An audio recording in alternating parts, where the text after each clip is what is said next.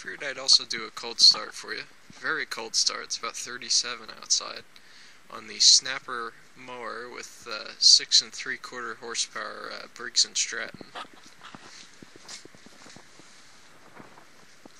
Also pulled out an empty gas can and siphon pump. I want to get the gas out of here so it doesn't gum up the carburetor and fuel line. So it will be ready to go next year.